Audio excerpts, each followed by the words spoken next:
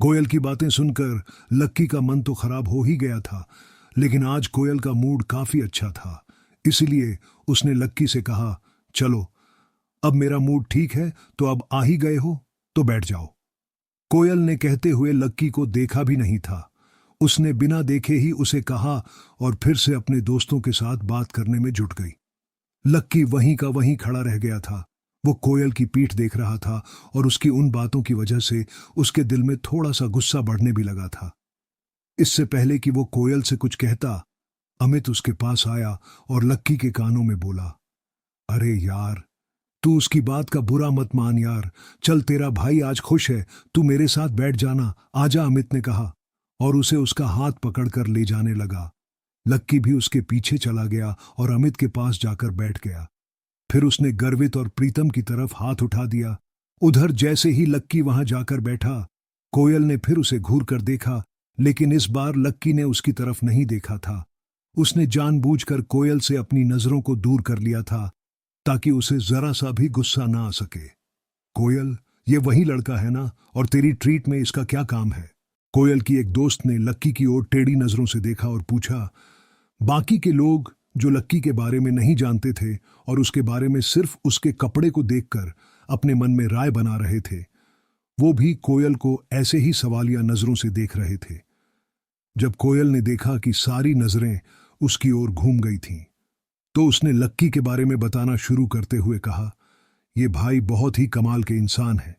इनसे बड़ा अजूबा ना आपको पूरी दिल्ली में कहीं भी देखने को नहीं मिलेगा। कल सुबह ये पैसे निकालने के लिए बैंक में गए। पता है कौन से bank? New city bank. New city bank का नाम सुनते ही उन सब लोगों के मुंह खुले के खुले रह गए थे। ऐसा नहीं था कि उन्होंने कभी इस बैंक का नाम नहीं सुना था। बात सिर्फ इतनी सी थी कि लक्की का हुलिया देखकर कोई सपने में नहीं सोच सकता था कि ये आदमी न्यू सिटी बैंक भी जा सकता है। इससे पहले कि कोई कुछ कहता, कोयल ने अपनी बात पूरी करते हुए कहा, और वहां जाकर ये मैनेजर से कह रहे हैं कि मुझे पैसे निकालने हैं। मैनेजर ने इससे पूछा, आपका कार्ड कहाँ है? तो इन भाई साहब ने बोला कि मेरे पास तो कोई कार्ड ही नहीं है। कोयल का इतना कहना हुआ कि वहां बैठे कुछ लोगों के चेहरे पर हंसी आ गई। वो बार बार लक्की को देखे जा रहे थे और हंस रहे थे, और बाकी के लोग जैसे अमित और रोशनी लोगों को सच पता था, इसलिए वो लोग चुपचाप बैठे हुए थे। थोड़ी ही देर बाद वेटर ने ऑर्डर सर्व कर दिया था और इस दौरान लक्की सिर्फ अमित, गर्वित और प्रीतम से ही बात कर रहा था।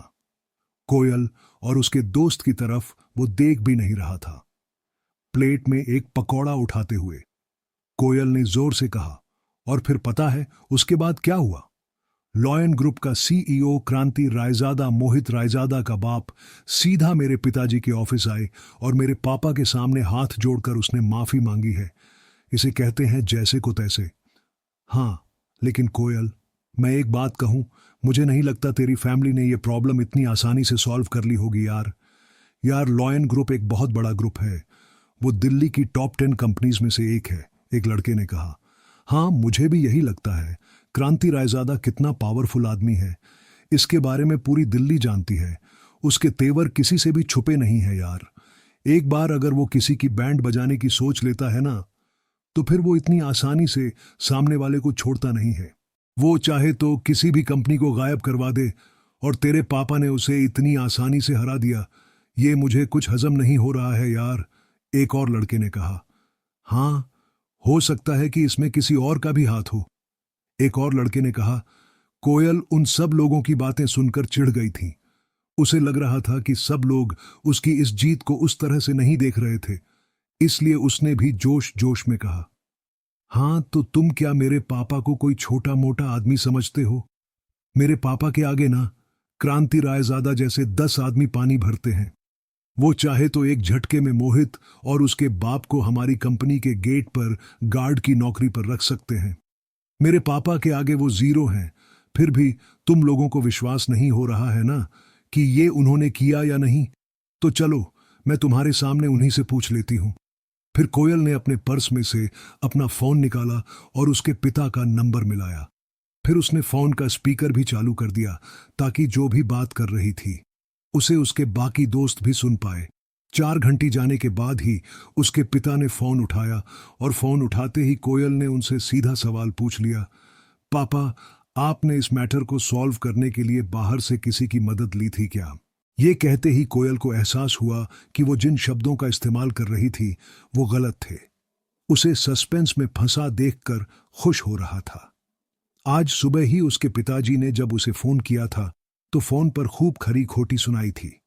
उन्होंने उसे कहा था कि उसे देखकर किसी भी आदमी से उलझना चाहिए, और साथ ही उन्होंने ये भी कहा था कि वो क्रांति रायजादा जैसे आदमी का कुछ नहीं बिगाड़ सकते थे। लेकिन अब कोयल अपने ही जोश के जाल में फंस चुकी थी। फिर भी उसे लगा कि हो सकता है कि उसके पिता को पहले ऐसे किसी आदमी के बारे में याद नहीं आया हो और बाद में याद आ गया हो और उसी ने उनकी मदद कर दी हो। जब कोयल अपने मन में ये सब ख्याली पुलाव पका रही थी, तभी उधर से उसके पिता ने कहा, कोयल, मैं कहां से किसी की मदद लेता? अगर मैं किसी की मदद ले पाता तो आज सुबह मैं ये क्यों कहता कि जाओ, तुम्हें रात मोहित के साथ ही बितानी पड़ेगी? हाँ, मैंने माना कि उससे मैंने गुस्से में वो सब कहा था, लेकिन फिर भी मेरे पास कोई रास्ता नहीं था। उसके पिता ने कहा, लेकिन वो ये भूल गए थे कि उनकी ये बात न सिर्फ कोयल बल्कि उसके दोस्त भी सुन रहे थे। कोयल का चेहरा अपने पिता के शब्दों को सुन लेने के बाद शर्म से लाल हो गया था।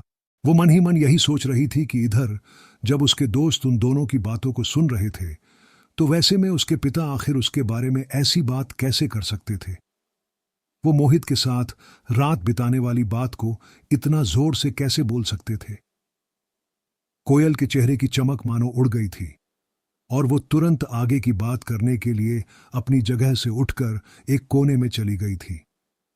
पापा, तो आपने किसी की भी मदद नहीं ली थी? कोयल ने फिर से अपने पापा से पूछा। उसे अपने ही पिता की बात पर विश्वास नहीं हो रहा था। उसके पिता ने इधर फिर से कहा, अरे बेटा, अगर मैं इस मैटर में किसी की मदद ले पाता तो मैं फिर तुम्हें रात मोहित के साथ बिताने के लिए क्यों कहता? इस बात को दोबारा अपने पिता के मुंह से सुनना कोयल के लिए बर्दाश्त के बाहर हो गया था। उसने अपनी आंखें बंद की और फिर एक बार ऊपर की ओर देखते हुए बोली, पापा, प्लीज आप बार बार ये बोलना बंद करोगे या नहीं? अभी मैं अपने दोस्तों के साथ बैठी थी, तब आपने ये बोला था। अब मैं कोने में आ गई थी, फिर भी आप यही बोल रहे हो। पापा, क्यों मेरी इज्जत की वाट लगा रहे हो? मेरे सारे दोस्त ये सब सुन रहे थे। क्या तुम्हारे साथ तुम्हारे दोस्त भी हैं?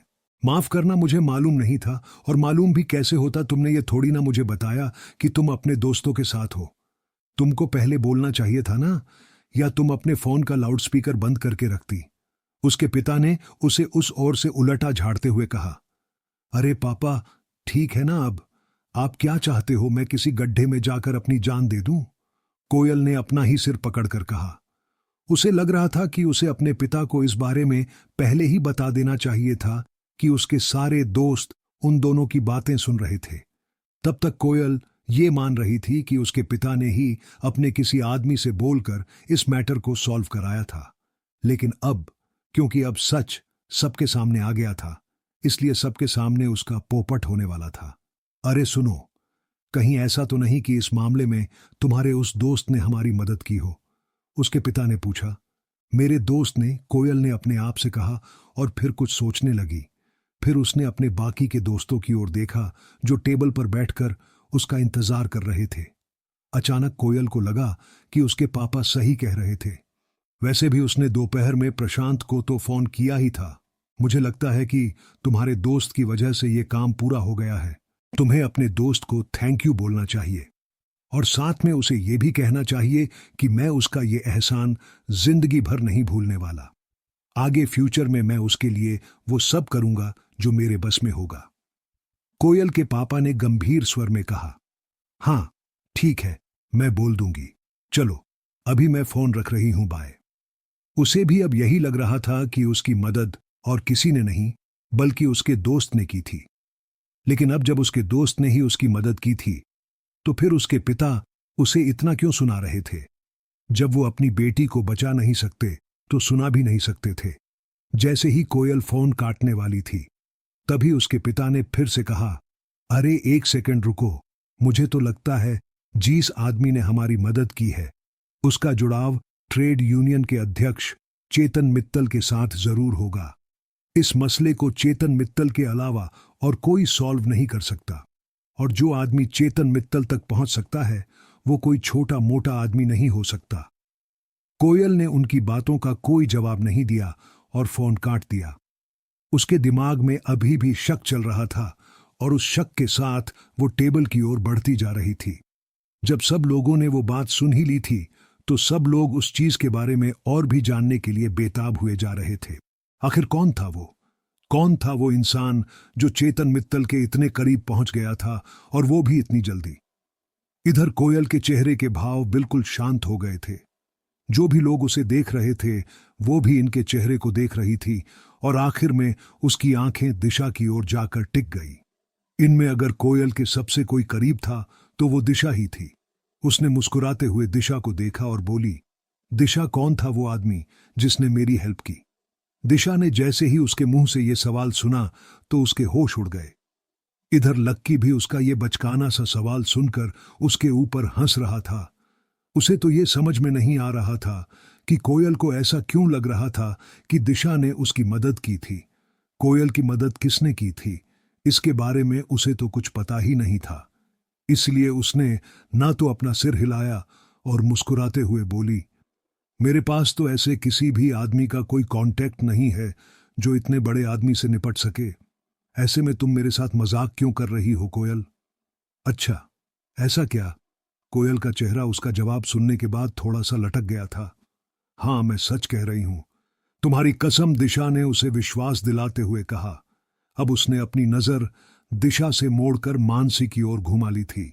उसने मानसी से भी वही सवाल किया जो उसने दिशा से किया था, और मानसी ने कहा, नहीं नहीं यार, मैं तो इस मैटर में तुम्हारी मदद कर पाने के बारे में सपने में भी नहीं सोच सकती। हाँ, मैंने फोन निकालकर कुछ लोगों को फोन तो जरूर किए थे, लेकिन मैं तो उन्हें फोन करने से पहले ही ये जानती थी कि उनसे बात करने का कोई फायदा ही नहीं था। वो तो मैंने ऐसे ही बस तुम्हारा मन रखने के लिए उन्हें फोन कर दिया था। कोयल को यहां भी निराशा ही हाथ लगी थी। फिर उसने रोशनी को देखा, और इससे पहले कि वो रोशनी से यही सवाल कर पाती, रोशनी ने अपनी गर्दन हिलाते हुए कहा, यार, मेरे घर वालों ने तो मुझे यही कहा था कि क्रांति रायजादा के मैटर में तो दिल्ली का मुख्यमंत्री भी नहीं बोल सकता। एक छोटा सा पार्षद बोलकर क्या उखाड़ लेगा यार? रोशनी के एक दूर के मामा पार्षद थे। अब उसके पास और कोई चारा नहीं बचा था, इसलिए उसने अमित को देखा और बोला, अमित, क्या तुमने? इससे पहले कि वो आगे कुछ बोल पाती, अमित ने पहले ही ना में सिर हिला दिया था। फिर उसने गर्वित की ओर देखा। गर्वित ने कहा, देखो ना, तो मैंने और ना ही प्रीतम ने ये काम किया है। हम आज तो आने वाले 100 सालों में इसे करने के सपने नहीं देख सकते। अब वहां पर सिर्फ एक ही आदमी रह गया था, लक्की। कोयल लक्की की ओर देख रही थी, लेकिन वो इस दुविधा में थी कि वो उससे सवाल करे या ना करे। उधर लक्की कोयल से नजर बचाकर चुपचाप अपने खाने में ही मग्न था। वो कोयल के सवाल का जवाब नहीं देना चाहता था। क्या कोयल उससे भी वही सवाल पूछेगी? और क्या लक्की उस सवाल का सच जवाब देगा?